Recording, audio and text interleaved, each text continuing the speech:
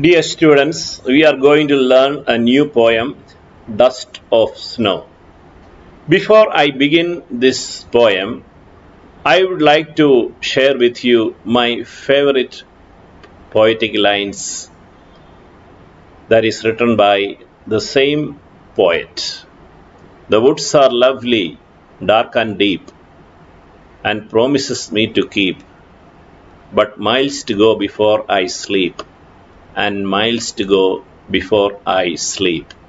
These four lines are taken from the poem Stopping by the Woods on a Snowy Evening, written by Robert Frost, the author of the poem that we are going to study, Dust of Snow. The first Prime Minister of India, Pandit Jawaharlal Nehru, had taken these four lines which I quoted right now as the motto of his life. It is said that these four lines were written and kept on his office table to remind him of his responsibilities in life. So let us learn this poem, Dust of Snow.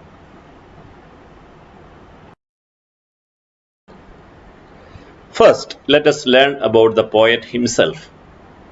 Robert Frost, the author of Dust of Snow, he is a famous American poet. He is well known for his nature depictions. Most of his poems are written in a background, in the abode of Mother Nature. The simple things happening in our daily lives, through these simple things, Robert Frost wants to convey greater messages. That is what we find in many of his poems.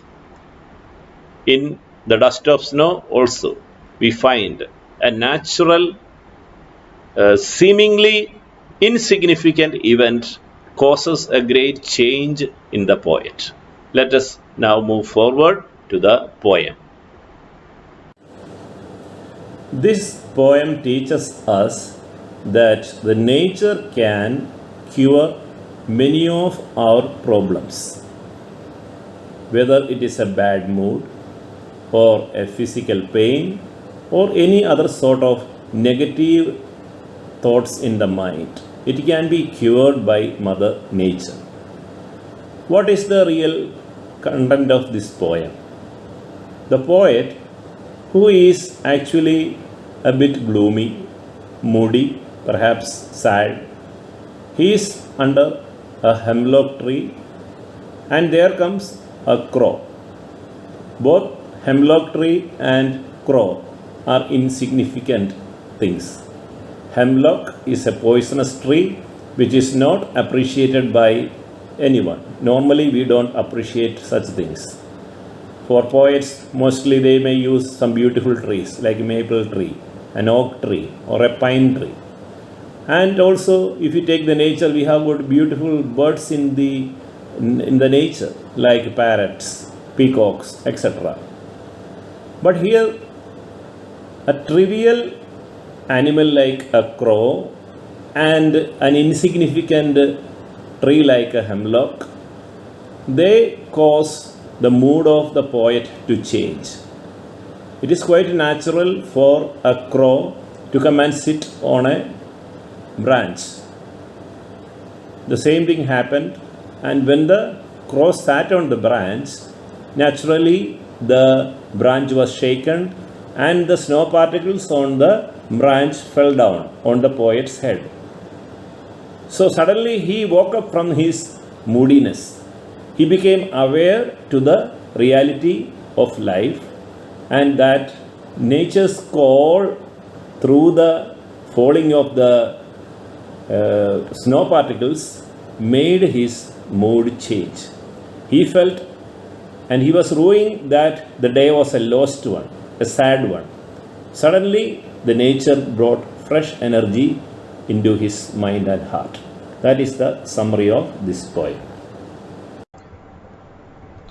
Let us apply this poem, the moral of this poem, to our present life situation.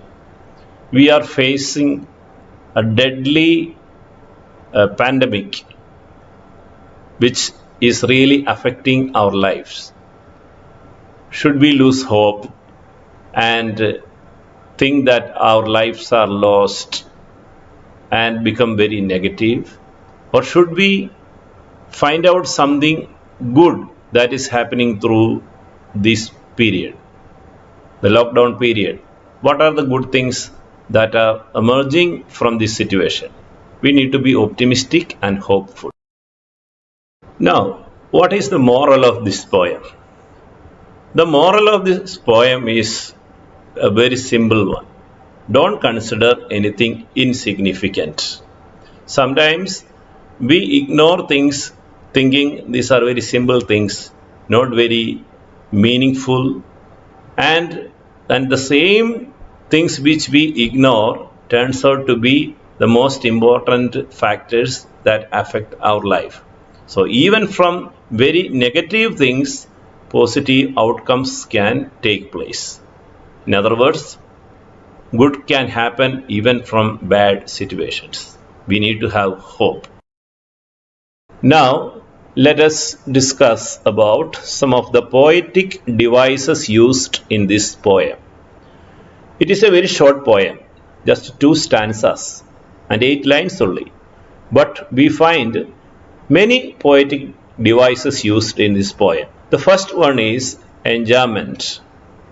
I repeat, enjambment. The spelling is given there, but the pronunciation is enjambment. What is this enjambment? The literal meaning of enjambment is to step over. When we write sentences or when we write lines in poems, we stop a thought at the end of one line. And with the next line or after 2 lines, we have another thought. There we put at the end of the line a full stop or a comma, some punctuation marks.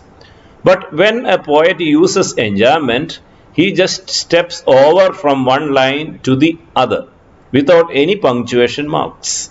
No full stop, no semicolon, no colon. And another thought is coming immediately after the first thought, and the lines are overlapping. So here when we read the poem, we cannot stop for a long while at the end of one line. We have to immediately read the next line, then only we will get the full meaning of it. So this enjambment is created to create a bit of surprise, to add some dramatic element and certain other features which I have mentioned in the notes here. The second literary device that we find in this poem is assonance. What is assonance? Assonance is called vowel rhyme. The same vowel sound is repeated in the line. When it happens, it is called assonance. Vowel sound means it's not the vowel letters alone, it is the sound. A, E, I, O, U. These sounds are repeated. For example, when I say, I am reminded of the times. I am reminded of the times. The vowel sound I is repeated 3 times. So in this poem, we will find assonance in the line, shook down on me. There O sound is repeated. So it is an example of assonance used by the poet in this poem.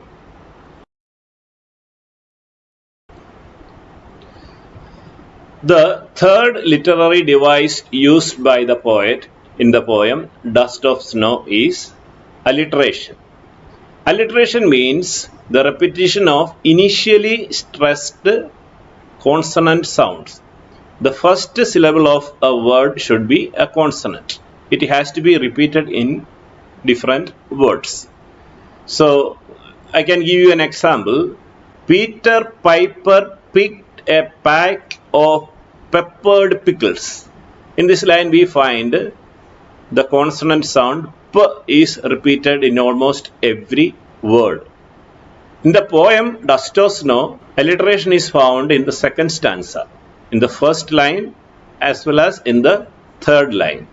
In the first line we have the example has and heart, H sound. And in the third line we have saved and some, S sound. So this is an example of the figure of speech alliteration.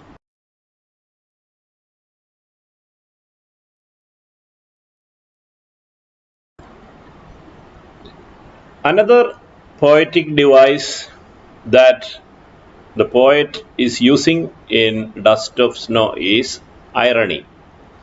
The meaning of irony is something which is contradicting. In Hindi we say virodhabhas. The irony found in this poem is this. The imagery is used, crow and hemlock tree. These images are symbolizing sadness, gloom, despair, or negative things. But through these negative imageries, a positive outcome is coming in the mind of the poet. That is the irony in this poem.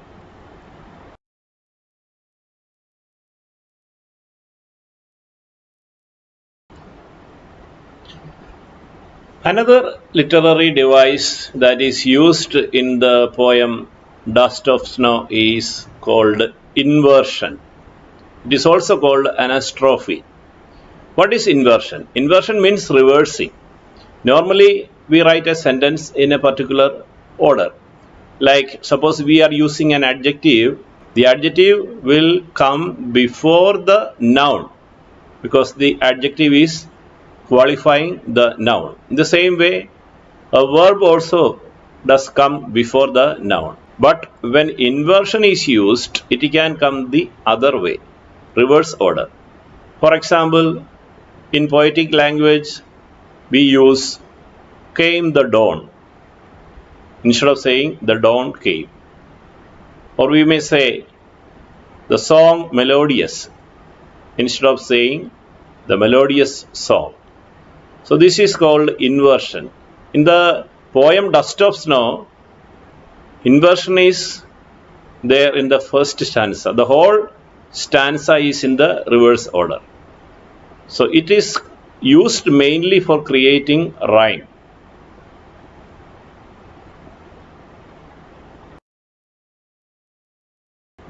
Another beautiful figure of speech used in this poem by the poet is Synecdoche.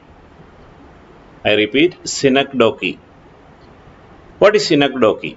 Synecdoche is a figure of speech in which a part of something refers to the whole of something. For example, in this poem, we find in the second stanza, the poet is saying that his heart has undergone a change. How can a person's heart change? It is his mood that changed. The whole person's mood is changed. To indicate that, the poet uses synecdoche. That is, he is using the part of a human being called heart to refer to the whole of human being. So this is called synecdoche.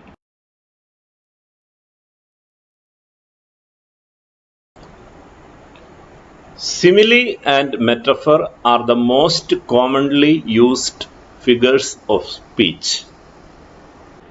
Simile is a direct comparison using the word like, etc.